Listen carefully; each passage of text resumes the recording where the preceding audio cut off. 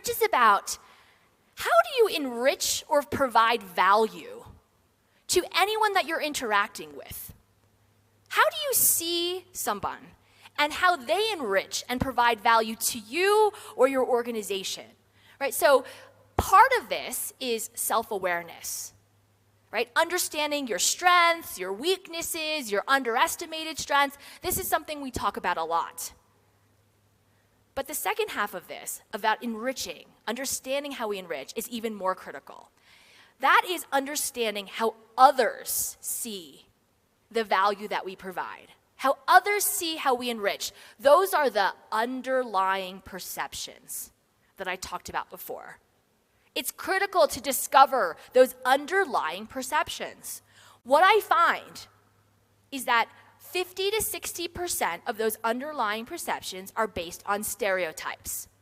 Things like gender, race, ethnicity, accent, communication, religion, class, so on and so forth. That sounds like a lot, 50 to 60%. However, that also means that there's 40 to 50% that is not based on stereotypes at all. Meaning I could take another Taiwanese woman professor and myself, and you would have very different perceptions about the two of us. That 40 to 50% has nothing to do with those characteristics, those typical cast of characters that we talk about.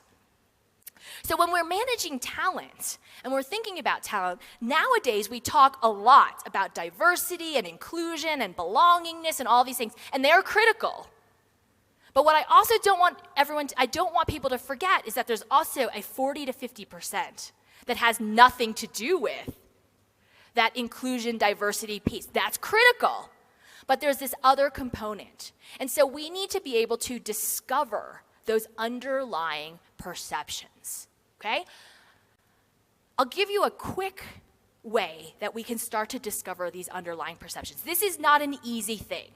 This is not just we try and do 360 reviews, up, down, lateral, but how many people are really honest, right? A lot of managers, oh gosh, I gotta do annual reviews again. Let me try and do this as quickly as possible so I can get back to my real work, right?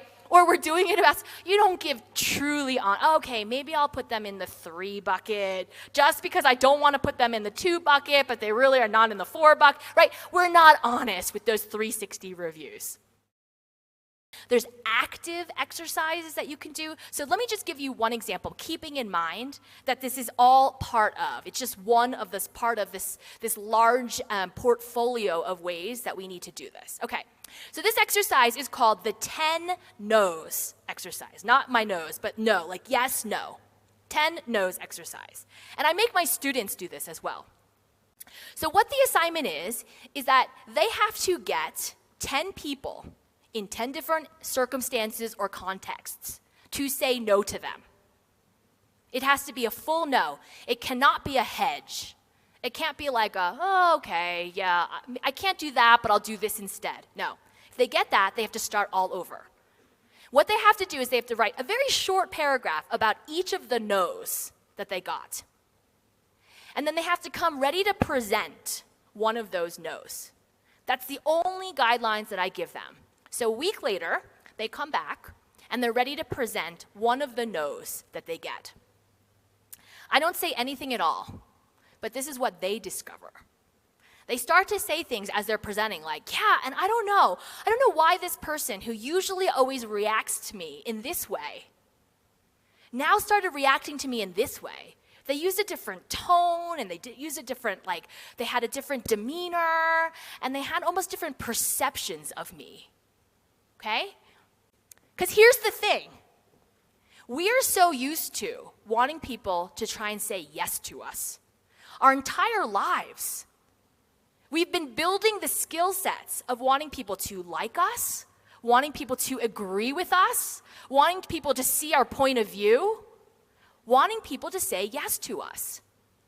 And when the assignment is they have to get someone to say no, they start to notice the family of perceptions, the negative perceptions that went along with those positive perceptions. They start to notice the negative manifestations of those perceptions that are out there. They're starting to get those underlying perceptions. So that at the end, you're left with a summary, a one-page summary of here are the different contexts that I'm often in. Here are the different underlying perceptions that people have of me. And so you're starting to build this intuition. You're starting to build this gut feel, these mental models, these schemas for how you enrich personally, but how others people see you enrich and provide value as well. Okay, so that's the enrich piece.